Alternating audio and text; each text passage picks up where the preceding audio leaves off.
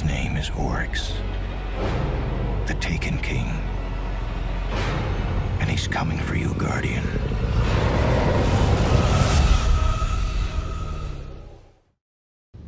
Alright, welcome back guys, my name is Nick, and we are once again still at E3. We just checked out the new DLC for Destiny coming out in September, the Taken King.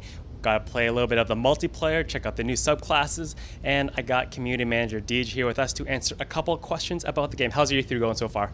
So far, E3 is awesome. It's such a better E3 than anything I've ever done at Bungie. You know, like I've been to E3 twice for Destiny, but this time we're actually talking to players of the game instead of people who are curious about the world or what we're building. Everybody brings their own story. It's been so great to hear those stories, get to know players in our line downstairs who are waiting to get hands-on with PvP, get to know people like yourself who are coming in to play some of the new story missions. It's a blast. It's definitely been one of the better E3s I've been to for a while now, and I'm a huge fan of the game.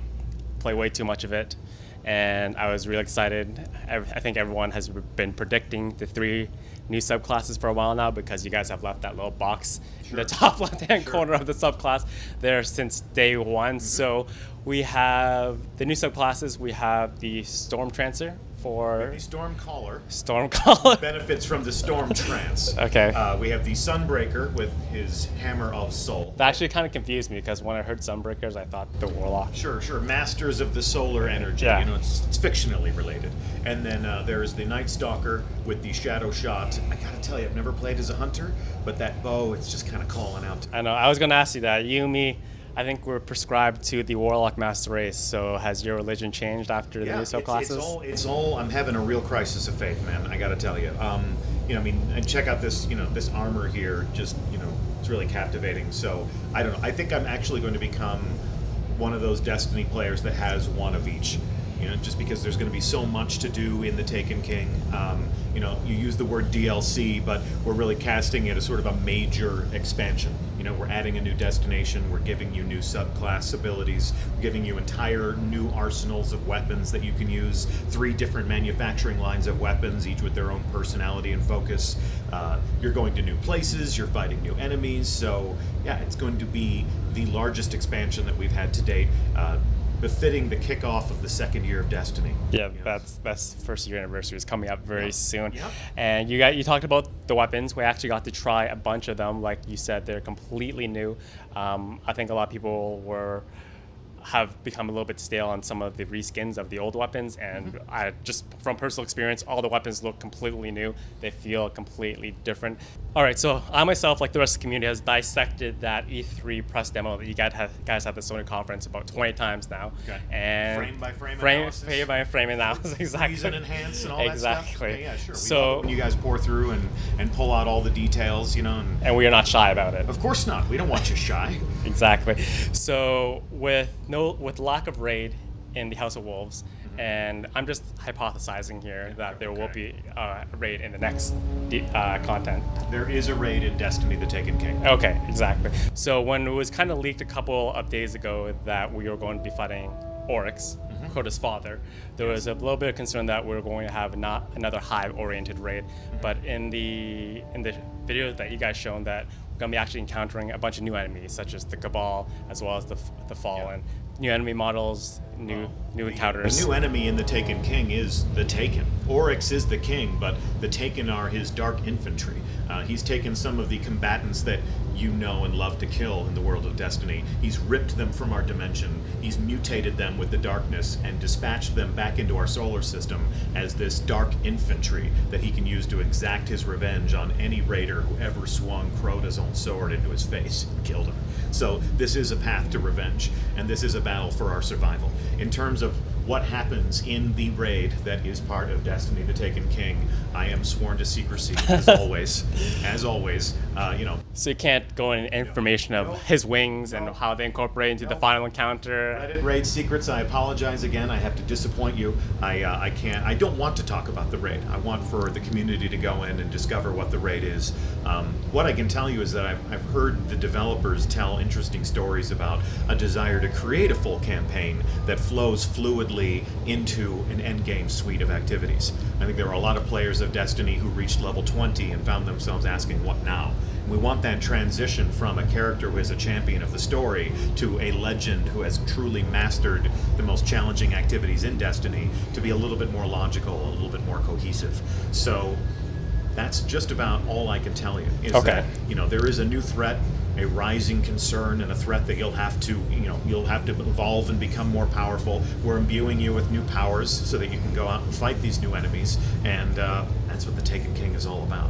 As for what the raid is and what secrets lie in there, or who you're supposed to face or how you're going to win, we rely on you to figure all these things out.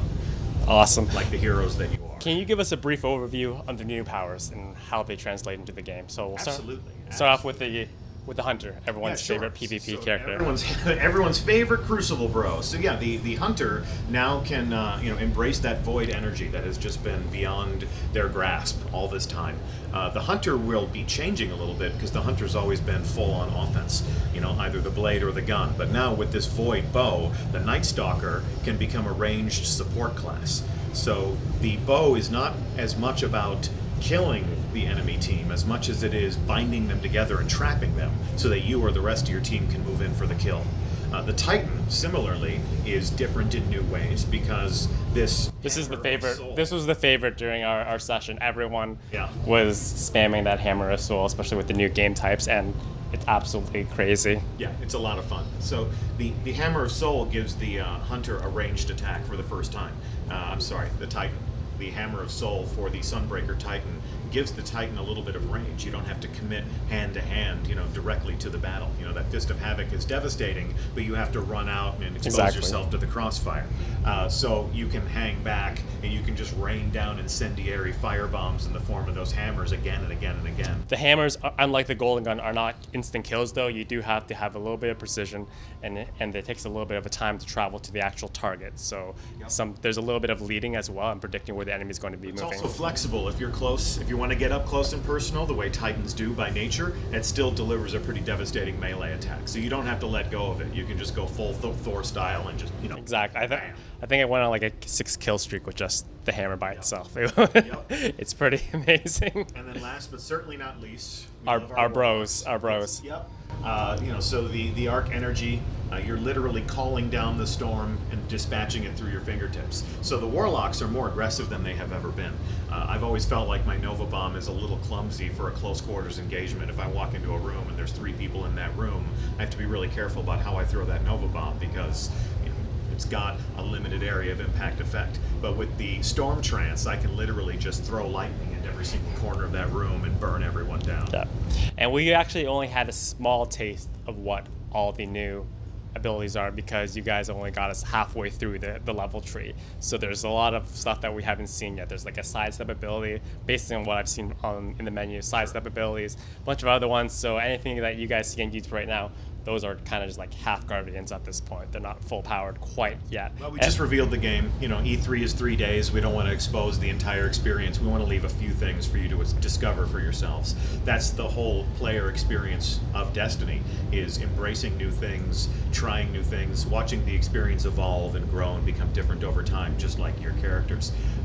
Some of the things that we're doing at E3 are exposing players to the new abilities in ways that are a lot of fun. We've got Mayhem Clash, a playable experience here where it's a team deathmatch mode in the Crucible, but we're taking space magic. Basically, like you said, mayhem. Yep, just total explosive quick chaos. Charges on grenades, melees, supers, literally just chaos. And can you so that's Mayhem Clash. Yep. Can you kind of talk about what Rift's all about? Yeah, Rift is a neutral objective game type. So each team has a base. Each base is home to a rift, a tear in the space-time continuum, if you will. There is a spark that can seal that breach, and they're all looking to grab it and take control of it. The Spark Runner has the goal of delivering that spark to the enemy base, slamming it home into the enemy rift, and destroying it. That'll earn them points, that'll devastate anybody who's in the immediate vicinity, and then the spark recharges and appears back in the center of the map. So we've got new maps here that are great for objective style combat.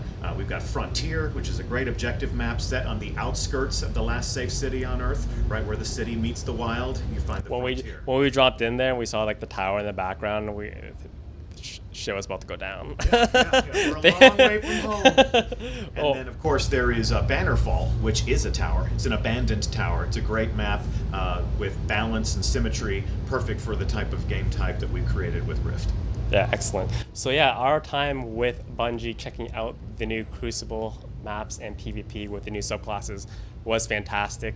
We are, I can speak for everyone in this community, we are super excited for September and all the new stuff you guys are going to bring and all the announcements you guys have along the way, because you guys always have something in your pocket. There's something new that's always hidden. So we'll stay tuned in the next coming months. And thank you so much for doing this interview and answering the questions of the community. Pleasure's all mine. Yeah, we're looking forward to seeing you September 15th. It's the kickoff to the second year of Destiny. So let's have it. Let's have fun. Let's do it all over again. Gjallarhorn 1 year anniversary from Xur? No? No statement yet. No comments about the Gjallarhorn. Not ever. Not about Xur. But We had one in real life here, but it was fantastic. It was the awesome. T-shirt gun. Yeah. Yeah, the T-shirt it's gun like was the sweet. hero of the show, basically. All right. Thanks again. And we will see you guys next time, right? See you in the tower. Bye.